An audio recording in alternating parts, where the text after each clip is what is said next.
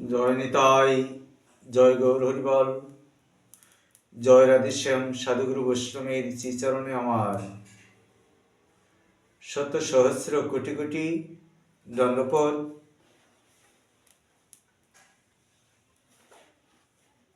কৃষ্ণ কথা, গৌর কথা বলে আপনাদের মন প্রাণ হৃদয় অঙ্গম করব, সে শক্তিটুকু আমার নেই বাবা। তাই আপনাদের শ্রীচরণে আমি আবারও শত সহস্র কোটি কোটি দণ্ডপদ প্রণাম জ্ঞাপন করছি।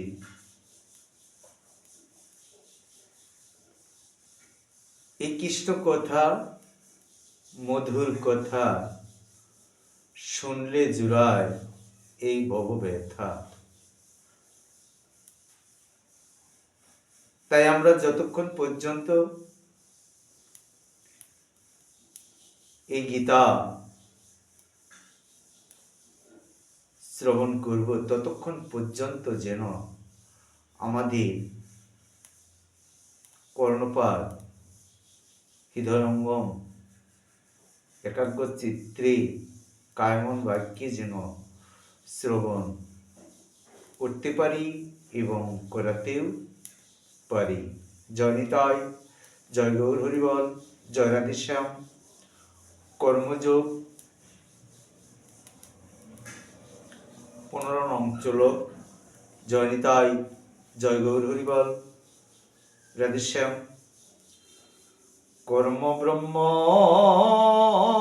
উদ্যমং বিদ্ধি ব্রহ্ময়ক্ষর সমভূতম তস্মাৎ সর্বগতং ব্রহ্ম নিত্যং যজ্ঞে প্রতিষ্ঠিতং। হরে কৃষ্ণ কৃষ্ণ কৃষ্ণ হরে হরে। নিতাই গৌর হরিবল। কর্ম যাহা দেববাণী নহি মনোধর্ম,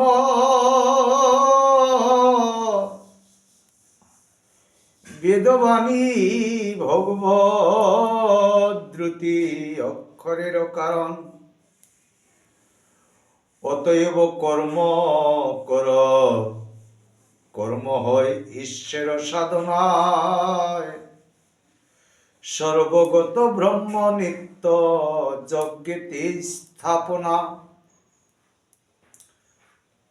যজ্ঞাদি কর্ম বেদ থেকে উদ্বৃত্ত হয়েছে এবং বেদ অক্ষর বা পরমেশ্বর ভগবান থেকেই প্রকাশিত হয়েছে। এখানে আমরা জানতে পারলাম উদ্বৃত্ত হয়েছে এবং বেদ অক্ষর বা পরমেশ্বর ভগবান থেকে প্রকাশিত হয়েছে। অতএব সর্বব্যাপ্ত ব্যাপক ব্রহ্ম সর্বদাই যজ্ঞ প্রতিষ্ঠিত আছে বাবা। যজ্ঞার্থ অর্থাৎ কর্মণং অর্থাৎ ভগবান শ্রীকৃষ্ণ কে সন্তুষ্ট করার জন্যই যে কর্ম করার প্রয়োজন, সে কথা স্পষ্টভাবেই বর্ণনা করা হয়েছে। যজ্ঞ পুরুষ শ্রী বিষ্ণুর সন্তুষ্টির জন্যই যখন আমাদের কর্ম করতে হয় বাবা, তখন আমাদের কর্তব্য হচ্ছে বেদের নির্দেশ অনুসারে সমস্ত কর্ম সাধন করা। বেদের সমস্ত কর্ম পদ্ধতি বর্ণনা করা হয়েছে। যে কর্ম বেদে অনুমোদিত হয়নি তাকে বলা হয় বিকর্ম বা পাপ কর্ম। অর্থাৎ এখানে বেদে বলা হয়নি, বেদে লিপিবদ্ধ হয়নি, সেটা যদি আমরা অনুমোদিত হয় তাকে বলা হয় বিকর্ম। আমরা যদি সেটা বলি, সেটা কর্ম করি, সেটাকে বলা হয় বিকর্ম, পাপ কর্ম। তাই বেদের নির্দেশ অনুসারে সমস্ত কর্ম করাটাই হচ্ছে বুদ্ধিমানের কাজ। তাতে কর্মফলের বন্ধন থেকে মুক্ত থাকা যায় বাবা। সাধারণ জয় নিতাই, জয় গৌর হরিবল। অবস্থায় যেমন মানুষকে রাষ্ট্রের নির্দেশ অনুসারে চলতে হয়, তেমনি ভগবানের নির্দেশে তার পরম রাষ্ট্রীয় ব্যবস্থা পরিচালিত হওয়াটাই মানুষের কর্তব্য। বেদের সমস্ত নির্দেশগুলি সরাসরি ভগবানের নিঃশ্বাস থেকে উদ্বৃত্ত হয়েছে। তাতে বলা হচ্ছে অশ্ব মহত ভূতস্য নিশ্চিত্ত মেত য ঋষিবেদ যদুবেদ সামবেদ ও অথর্ববেদ আছে। এখানে আছে ঋগ্বেদ, যদুবেদ, সামবেদ ও অথর্ববেদ। এই সব কয়টি বেদেই ভগবানের নিঃশ্বাস থেকে উদ্বৃত্ত হয়েছে বাবা। একমাত্র এই বেদগুলি, চারটি বেদ আছে, ঋগ্বেদ, যদুবেদ, সামবেদ এবং অথর্ববেদ। এই চারটি বেদ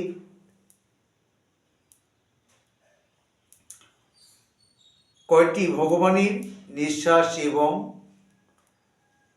তার থেকেই উদ্বৃত্ত হয়েছে বাবা। জানিতাই, তাই ভগবান সর্বশক্তিমান। তিনি নিঃশ্বাসের দ্বারাও কথা বলতে পারেন। সেটা পারে না এমন কোনো কাজ তো ভগবান শ্রীকৃষ্ণের অনাদি আদি গোবিন্দের নেই। এমন কোনো কাজই নেই যে তার ছাড়া, তাকে ছাড়া একটি পিপীলিকা, বৃক্ষ, তরু, লতা, জঙ্গম আদি যা কিছু আছে আমরা চলতে পারি। একমাত্র সেই আমাদের মূলধন। সে ব্যতীত ছাড়া এই জড় জগতে কেউ নেই, একমাত্র ভগবান শ্রীকৃষ্ণ।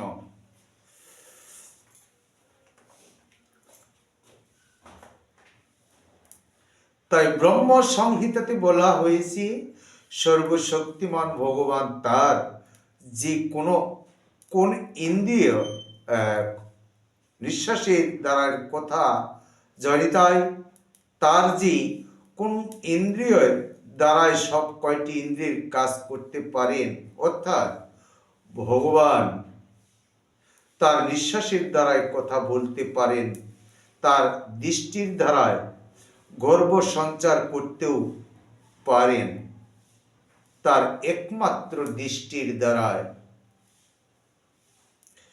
প্রকৃতপক্ষে ভগবান জড় প্রকৃতির প্রতিটি দৃষ্টিপাত করেন এবং তার ফলে সর্বশক্তি চরাচরি প্রাণীর সঞ্চার হয়।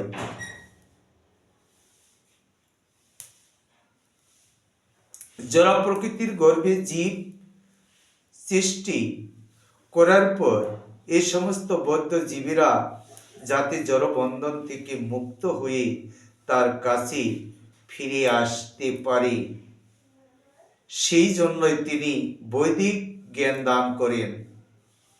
আমাদের মনে রাখা উচিত, এই জড় জগতে প্রতিটি বদ্ধ জীব জড় সুখ ভোগ করতে চায়, কিন্তু বৈদিক নির্দেশাবলী এমনভাবে রচিত হয়েছে যে আমরা যেন আমাদের বিকৃত বাসনাগুলিকে পরিত্যক্ত করতে পারি, তারপর তথাকথিত সুখ ভোগ সমাপ্ত করে ভগবদ্ধামে ফিরে যেতে পারি। আমাদের কামনা বাসনা লোভ লালসা যেন আমাদের না থাকে। একাগ্র চিত্রে কায়মন ভাগ্যে যেন আমাদের ভগবান শ্রীকৃষ্ণের ওনাদের আদি গোবিন্দের শ্রীচরণ অর্পণ করে দিতে পারি এবং ভক্তির সহকারে এ সুখ ভাবা সুখ নয়, দুঃখের পরে সুখ, আবার সুখের পরে দুঃখ, এটা অনিবার্য বাবা। আমরা যখন ভগবান শ্রীকৃষ্ণের ওনাদের আদি গোবিন্দের শ্রীচরণ সেবায় লাগব, কখনো যেন কোনো ক্ষণিকের সময় যেন আমরা ভগবান শ্রীকৃষ্ণের সেবা দিচ্ছি, তার কাছে যেন আমাদের কোনো চাওয়া এবং পাওয়া এবং কামনা এবং বাসনা যেন আমাদের না থাকে। তার কাছে চাওয়া কি? একমাত্র তার শ্রীচরণ সেবায় যেন লাগতে পারি। তুমি যে যেভাবেই আমাকে রাখো না কেন, আমি যেন তোমার ব্যতীত ছাড়া আর কোনো কিছু না বুঝি এবং তোমার শ্রীচরণ সেবায় যেন লাগতে পারি। হা কৃষ্ণ গোবিন্দ বলে আমি তোমার শয়নে স্বপনে নিদ্রায় জাগরণে অহনিশি যেন আমি তোমার শরণাপন্ন হতে পারি। জয় নিতাই, জয় গৌর হরিবল। আমি ফিরে যেতে পারি জড় জগতের দুঃখময় বন্ধন থেকে মুক্ত হবার জন্য ভগবান জীবকে এভাবেই করুণা করেছেন। তাই প্রত্যেকটি জীবের কর্তব্য হচ্ছে কৃষ্ণ ভাবনায় উদ্বৃত্ত হয়ে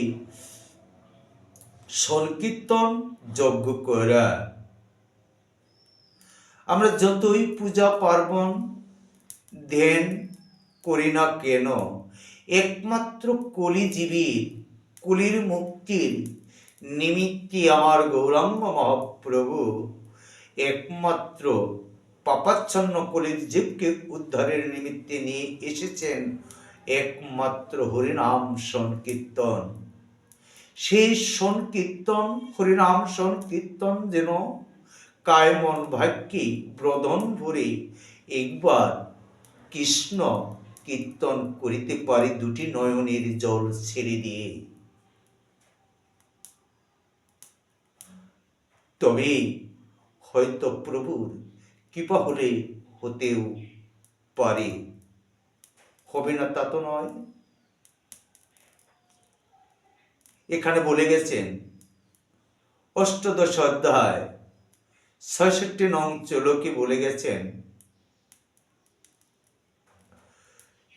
সর্বধর্ম পরিত্যাজ্যং মামেকং শরণং ব্রজ অহং তাং পাপেভ্যো মোক্ষামি সসীমা শুচ।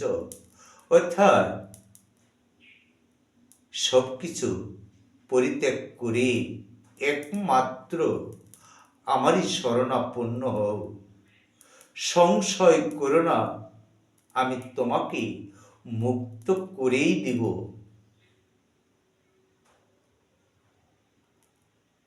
যদি নয়নের জল ছেড়ে দিয়ে হা কৃষ্ণ গোবিন্দ বলে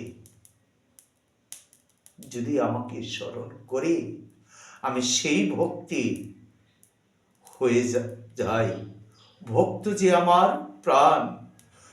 তাই এখানে বললেন ভক্ত আমার মাতা পিতা, ভক্ত আমার গুরু, ভক্ত জনায় নাম রেখেছে বাঞ্ছা কল্পতরু। ভক্ত যেদিক ঘুরায় সেই দিক ঘুরি, তাইতে ভক্ত ভালোবাসি। ভক্তের হাতেই প্রেমের ডুরি, ভক্ত খাওয়াইলে খায়, না খাওয়াইলে আমি সারাটা দিন উপবাসী থাকি। তাই ভক্ত যখন স্মরণ করেন, আমি স্বর্গে থাকি না, পাতালে থাকি না, মধ্যে থাকি না, ত্রিভুবনে থাকি না, আমি থাকি ভক্তের অতীব নিকটে, তার হৃদয় মাঝে। যে ভক্ত শরণাপন্ন হয়ে ভক্তি সহকারে আমার এই মধুমাখা হরির নাম সংকীর্তন করেন, তার নিকটস্থল এই আমি থাকি। জয় নিতাই, জয় গৌর হরিবল। এভাবেই আমাদের শরণাপন্ন হতে হবে, তবেই জীবের কর্তব্য হচ্ছে কৃষ্ণ ভাবনা উদ্বৃত্ত হয়ে সংকীর্তন যজ্ঞ করা। জয় নিতাই, জয় গৌর হরিবল। যারা বৈদিক নির্দেশ অনুসারে জীবন যাপন করতে পারে না, তারা যদিও কৃষ্ণ চেতনা বা কৃষ্ণ ভক্তি লাভ করতে পারে, তবে তারাও বৈদিক যজ্ঞের সমস্ত সুফলগুলি প্রাপ্ত হয় বাবা। জয় নিতাই, জয় গৌর হরিবল, জয় রাধেশ্যাম, হরে কৃষ্ণ।